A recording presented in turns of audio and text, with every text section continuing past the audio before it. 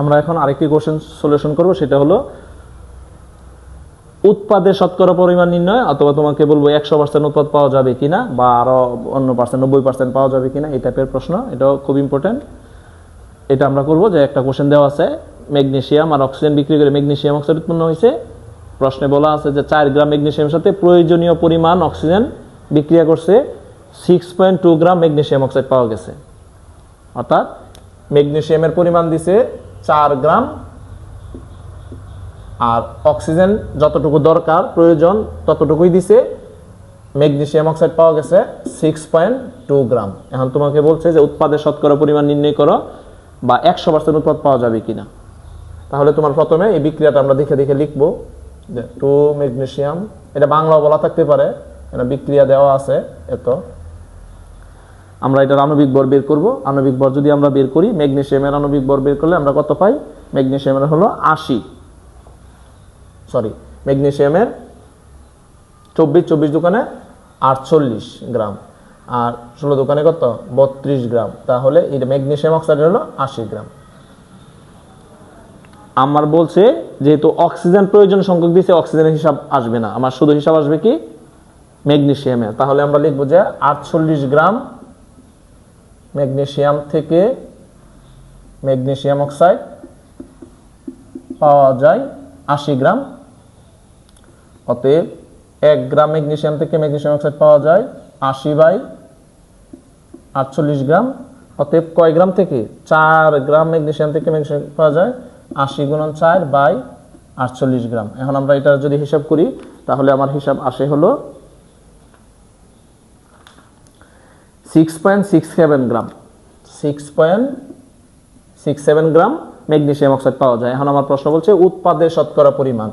অতএব উৎপাদের শতকরা পরিমাণ, আমি শর্ট করে লিখছি, উৎপাদের শতকরা পরিমাণ আমরা সূত্রটা জানি, বিক্রিয়ায় উপরে হবে বিক্রিয়ায় প্রাপ্ত উৎপাদ। তার মানে বিক্রিয়ায় কতটুকু পাইছি আমরা? 6.2। তার মানে এটা উপরে হবে। আর বিক্রিয়ায় হিসাবকৃত উৎপাদ, হিসাবকৃত আমরা পাইছিল 6.67, তার লগে গুণন হবে কি? 100%। এবং ক্যালকুলেশন আমরা যদি ক্যালকুলেশনটা করি, তাহলে ক্যালকুলেশন আমার আসে হলো 93 আসে আনসার, 93%। তাহলে উৎপাদের শতকরা পরিমাণ হলো 93%। আমার আবার প্রশ্ন করছে 100% পাওয়া যাবে কিনা, তার মানে 100% পাওয়া যাবে না। আশা করি এটা তোমরা বুঝতে পারছো। এটা খুব ইম্পর্টেন্ট একটা কোশ্চেন। আমরা আরেকটা কোশ্চেন আমরা যদি সলভ করি, যদি আমরা এই টাইপের একটা কোশ্চেন সলভ করি, যে এরকম বললো যে 80 গ্রাম ক্যালসিয়াম কার্বনেটকে তাপ দিয়ে 56 গ্রাম ক্যালসিয়াম অক্সাইড পাওয়া গেল, বা যে কোনো পরিমাণ 56 দিয়ে আমরা দিলাম 39 গ্রাম ক্যালসিয়াম অক্সাইড পাওয়া গেল। উৎপাদের শতকরা পরিমাণ নির্ণয় করা। উৎপাদের শতকরা পরিমাণ কত? দেখো এই বিক্রিয়া কিন্তু তোমার বিক্রিয়া দেওয়া নাই, এখন তোমার বিক্রিয়া কিন্তু তোমার নিজে থেকে করে নিতে হবে। তাহলে ক্যালসিয়াম কার্বনেটকে আমরা জানি তাপ দিলে ক্যালসিয়াম অক্সাইড হয় আর কার্বন ডাই অক্সাইড হয়, কারণ আমরা রোলস জানি ধাতব কার্বনেটকে তাপ দিলে ধাতব অক্সাইড এবং কার্বন ডাই অক্সাইড হয়।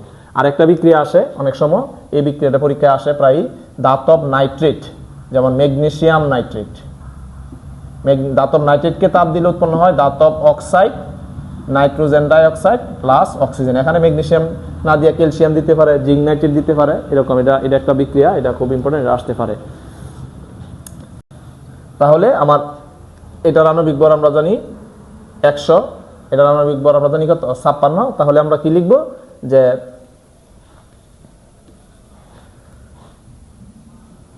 100 গ্রাম ক্যালসিয়াম কার্বনেট থেকে ক্যালসিয়াম অক্সাইড পাওয়া যায় হলো 56 গ্রাম। 1 গ্রাম থেকে পাওয়া যায় 56/100। অতএব কত গ্রামকে তাপ দিছে? 80 গ্রামকে তাপ দিছে। তাহলে হবে 56 গুণন 80/100। তাহলে আমরা যদি ক্যালকুলেশন করি, 56 গুণন 80/100। আসে 44.8 গ্রাম। তাহলে আমরা উৎপাদের শতকরা পরিমাণ সূত্র কি, বিক্রিয়ায় প্রাপ্ত উৎপাদ, প্রাপ্ত মানে 39 আর হিসাবকৃত হইল 44.8, তার লগে গুণন হবে 100%। ক্যালকুলেশন করলে যত আসে আনসার। আশা করি এই টাইপ থেকেও একটা কোশ্চেন আসতে পারে। এছাড়াও এই অধ্যায় থেকে তোমরা আরো পড়তে পারো স্থূল সংকেত বা আণবিক সংকেত নির্ণয়, অণু সংখ্যা নির্ণয়, পরমাণু সংখ্যা নির্ণয়, এগুলি মানে এই অধ্যায় থেকে এই টাইপগুলি ইম্পর্টেন্ট। আশা করি সবাই এই অঙ্কটা বুঝতে পারছো।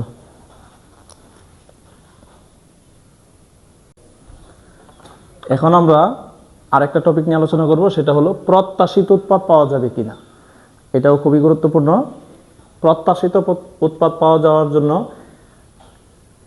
কি কি করতে হবে, তাহলে আমার একটা কোশ্চেন দেখো, এখানে দেওয়া আছে 10.6 গ্রাম সোডিয়াম কার্বনেট প্রস্তুত করতে এত গ্রাম সোডিয়াম অক্সাইড দেওয়া আছে, এত গ্রাম কার্বন ডাইঅক্সাইড দেওয়া আছে, কইছে প্রত্যাশিত উৎপাদ পাওয়া যাবে কিনা, অর্থাৎ 10.6 গ্রাম সোডিয়াম কার্বনেট পাওয়া যাবে কিনা।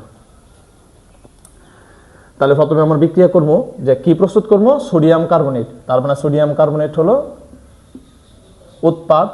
এর জন্য আমার দিছে কি সোডিয়াম অক্সাইড আর দিছে হলো কি কার্বন ডাই অক্সাইড। এটার আণবিক ভর বের করবো। এটার আণবিক ভর হলো 62 গ্রাম, এটার আণবিক ভর 44 গ্রাম, এটার আণবিক ভর 106 গ্রাম। এখন আমরা এই যে পরিমাণগুলি দিছে, এই পরিমাণগুলি কি ঠিক আছে কিনা এটা আমরা বের করব। তাহলে আমরা কি লিখবো, যে 106 গ্রাম সোডিয়াম কার্বনেট প্রস্তুত করতে সোডিয়াম অক্সাইড প্রয়োজন হলো তোমার 62 গ্রাম। অতএব 1 গ্রাম সোডিয়াম কার্বনেট প্রস্তুত করতে সোডিয়াম অক্সাইড প্রয়োজন 62/106। তোমরা কিন্তু ডট ডট দিবে না, তোমরা কিন্তু যৌগ কিন্তু লিখতে হবে, আর ওইগুলি ডট ডট দিবা। বাংলা লেখাগুলো আমি সুবিধার্থে মানে শর্টের জন্য আমি ডট দিয়ে দিছি। অতএব কতদূর প্রস্তুত করব, এই 10.6 গ্রাম, কতটুকু 10.6 গ্রাম প্রস্তুত করতে প্রয়োজন 62 গুণন 10.6/106 গ্রাম। আবার আমরা সোডিয়াম অক্সাইডের পরিমাণটা বের করছি, আবার কার্বন ডাইঅক্সাইডের পরিমাণ বের করব, যে 106 গ্রাম সোডিয়াম কার্বনেট প্রস্তুত করতে কার্বন ডাইঅক্সাইড প্রয়োজন 44 গ্রাম। অতএব 1 গ্রাম প্রস্তুত করতে কার্বন ডাইঅক্সাইড প্রয়োজন 44/106 গ্রাম। অতএব কত প্রস্তুত করব 10, অর্থাৎ দুনো সময় কিন্তু 10.6, এটা ব্যাস লাগাবে না। প্রস্তুত করতে কার্বন ডাইঅক্সাইড প্রয়োজন 44 গুণন 10.6/106 গ্রাম। এখন আমরা দুইটার পরিমাণ আমরা কি করব, হিসাব করব। দুইটার পরিমাণ হিসাব করলে আমরা দেখি কি আসে, 62 গুণন 10.6/106 আমার আসতেছে 6.2 গ্রাম। আর এটা আসতেছে কত, 44 গুণন 10.6/106 আমার আসতেছিল 4.4 গ্রাম। তাহলে আমার দেখা যাচ্ছে কি, যে সোডিয়াম অক্সাইড প্রয়োজন হলো 6.2, আমার সোডিয়াম হাইড্রোক্সাইড দিছিল 6.3, তার মানে সোডিয়াম অক্সাইড বেশি দিছে, সোডিয়াম হাইড্রোক্সাইডের কোনো শর্ট নাই। কিন্তু দেখো কার্বন ডাইঅক্সাইড প্রয়োজন হলো 4.4, তোমার দিয়ে দিছিল 4.3, তার মানে কার্বন ডাইঅক্সাইড কম দিছে। তুমি লিখবা যে কার্বন ডাইঅক্সাইড কম দেওয়ার কারণে প্রত্যাশিত উৎপাদ পাওয়া যায়নি। এই টাইপের যত কোশ্চেন আসে সবগুলি তুমি এভাবে বের করবা, যে যেটার পরিমাণ কম দেওয়া আছে শর্ট, অর্থাৎ তার কারণে প্রত্যাশিত উৎপাদ পাওয়া যায়নি। এখানে কার্বন ডাইঅক্সাইড যদি বলে কতটুকু শর্ট দেওয়া আছে, 4.4 থেকে 4.3 কি হবে, মাইনাস হবে। এটা হলো প্রত্যাশিত উৎপাদ।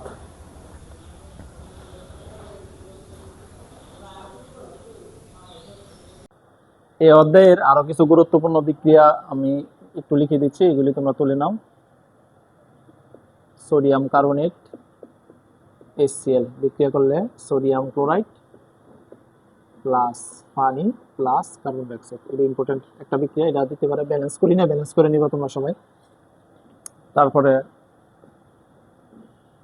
Sodium carbonate plus sulphuric acid বিক্রিয়া করলে সোডিয়াম সালফেট প্লাস পানি প্লাস কার্বন ডাইঅক্সাইড।